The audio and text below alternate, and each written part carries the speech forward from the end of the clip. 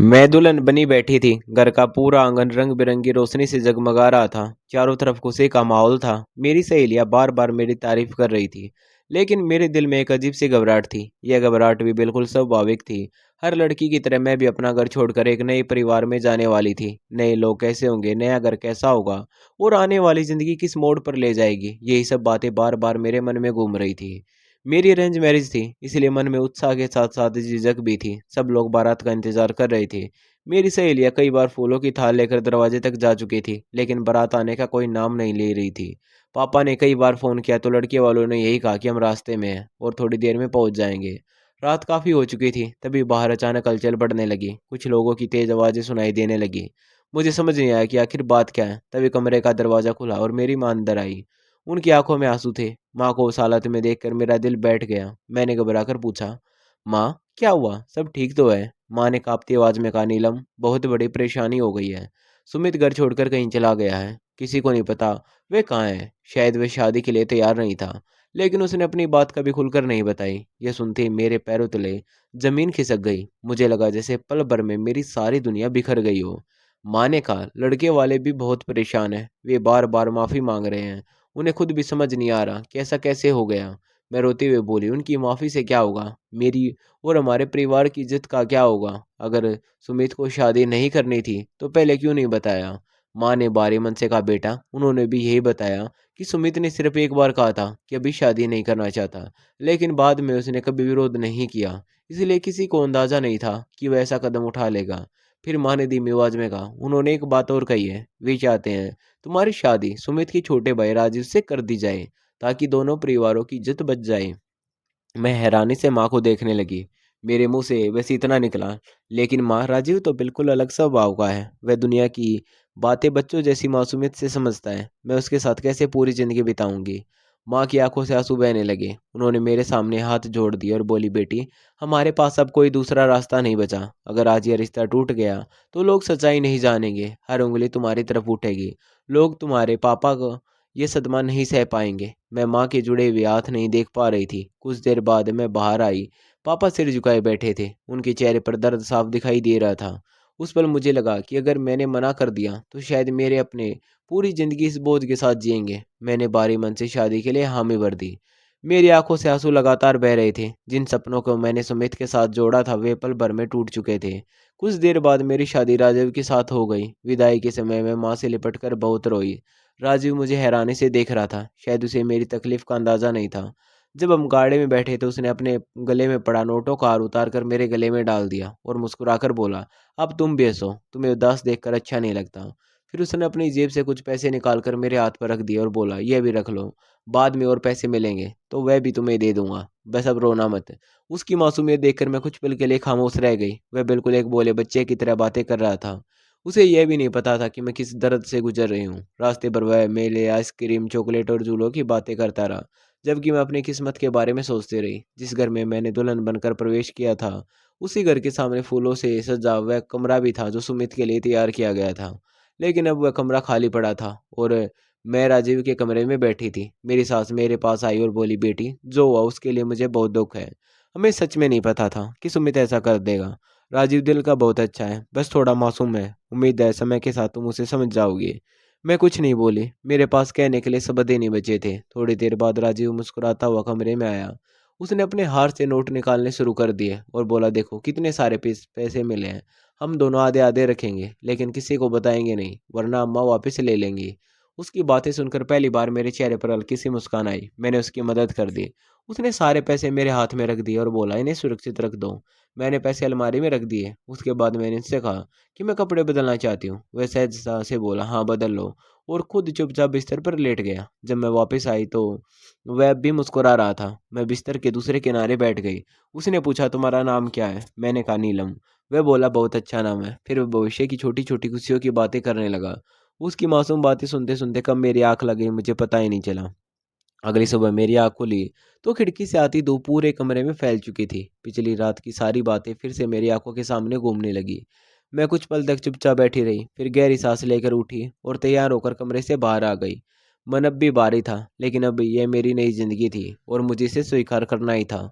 रसोई में पहुंची तो सास पहले से ही नाश्ता तैयार कर रही थी। मुझे देखते ही उन्होंने प्यार से मुस्कुरा कर कहा, बेटी, अब ये घर भी तुम्हारा ही है, किसी बात की चिंता मत करना। मैंने बस हल्की सी मुस्कुरान के साथ सिर हिला दिया। तभी अंदर से राजीव की आवाज़ आई, नीलम जरा इधर आओ। सास बोली, लगता है तुम्हें ही बुला रहा है, जाकर देखो क्या बात है। मैं कमरे में पहुंची तो राजीव अलमारी के सामने खड़ा अपनी शर्ट हाथ में लिए परेशान था। मुझे देखते ही बोला, देखो ना, मुझसे हर बार बटन उल्टे लग जाते हैं, अम्मा डांटती है, तुम लगा दोगी क्या?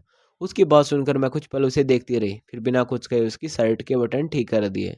वो आईने में खुद को देखकर बच्चों जैसी खुशी से मुस्कुराने लगा, फिर बोला, अब मेरे बाल भी ठीक कर दो, नहीं तो मैं फिर उलझा दूंगा। मैंने कंघी उठाकर उसके बाल संवार दिए। वह खुशी से बोला, मैं अच्छा लग रहा हूँ ना? पहली बार उसके चेहरे पर दिख रही सच्ची मुस्कान देखकर मेरे मन का बोझ थोड़ा हल्का हुआ। वह किसी का बुरा सोचने वाला इंसान नहीं था, वैसे बहुत सी बातों में दूसरों पर निर्भर रहता था। धीरे धीरे घर के छोटे छोटे कामों में भी शामिल होने लगा। सास मुझे हर काम समझाती और मैं चुपचाप सीखती जाती। दोपहर को पूरा परिवार साथ बैठकर खाना खा रहा था, लेकिन एक कुर्सी अब भी खाली थी, वह कुर्सी जिस पर सुमित बैठा करता था। घर का हर सदस्य कभी न कभी उस खाली जगह की तरफ जरूर देख लेता था। शाम होते ही राजीव फिर मेरे पास आया और बोला, चलो तुम्हें एक जगह लेकर चलता हूँ। मैंने पूछा, कहाँ?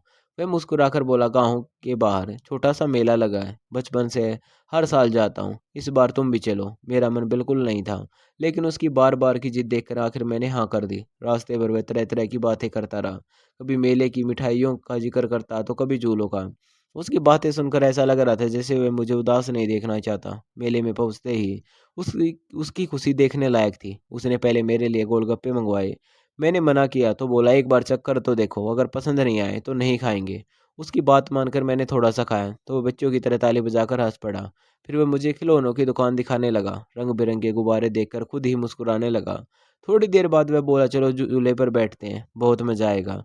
मैंने कहा, मुझे ऊंचे झूलों से डर लगता है। वह बोला, डर लगे तो मेरा हाथ पकड़ लेना, मैं अभी तुम्हारा हाथ नहीं छोड़ूंगा। उसकी बात में इतना अपनापन था कि मैं मना नहीं कर सकी। हम दोनों झूले पर बैठ गए। झूला ऊपर गया तो राजीव पहले तो सा, लेकिन अगले ही पल घबरा गया। उसने आंखें बंद कर ली और बोला, जल्दी नीचे उतारो। मैंने उसे समझाया, डरने की जरूरत नहीं है, सब ठीक है। उसने मेरा हाथ कसकर पकड़ लिया और कुछ पल बाद धीरे धीरे सामान्य हो गया। झूला रुकने पर वह खुद ही हंस पड़ा और बोला, लगता है मैं जितना बहादुर बनता हूँ उतना हूँ नहीं।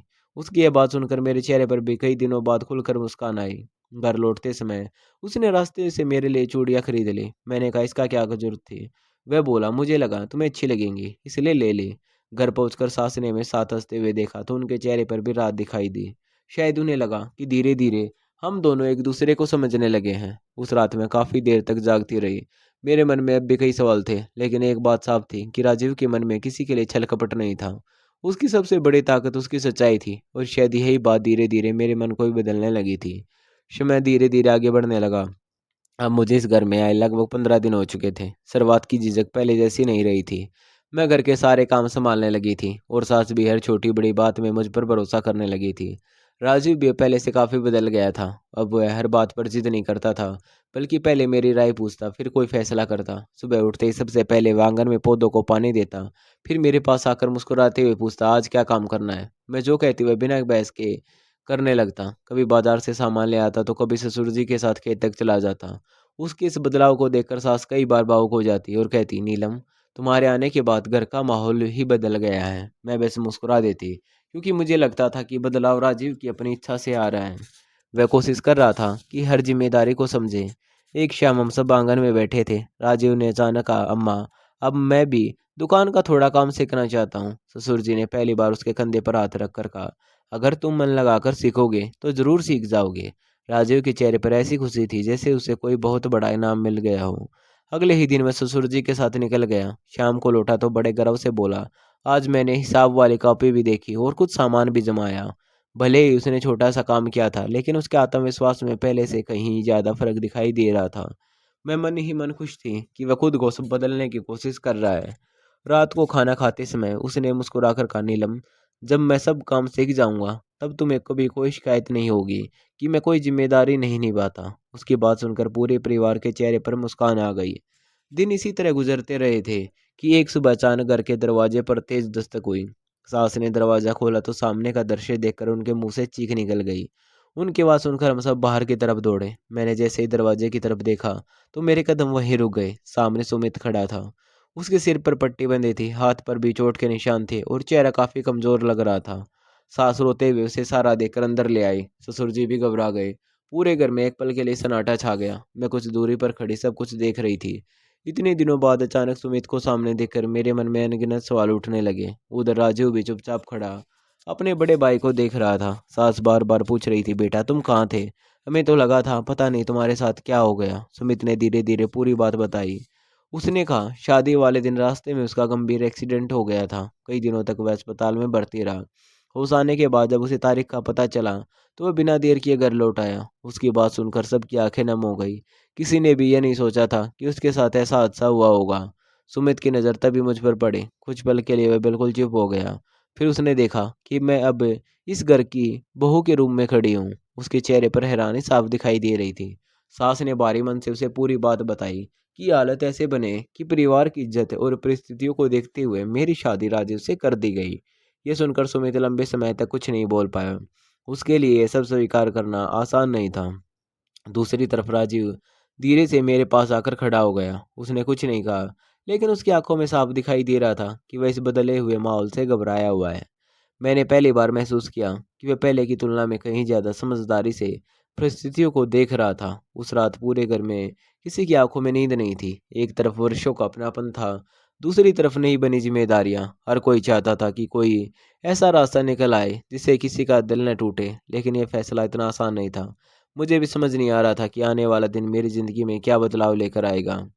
अगली सुबह घर का माहौल पहले से भी ज्यादा शांत था। किसी की समझ में नहीं आ रहा था कि क्या फैसला लिया जाए। सुमित अपने कमरे में बैठा हुआ था और बार बार बीते दिनों के बारे में सोच रहा था। दूसरी तरफ राजू बिना कुछ कहे आंगन में बैठा था। उसके चेहरे पर पहली बार बचपना नहीं बल्कि चिंता दिखाई दे रही थी।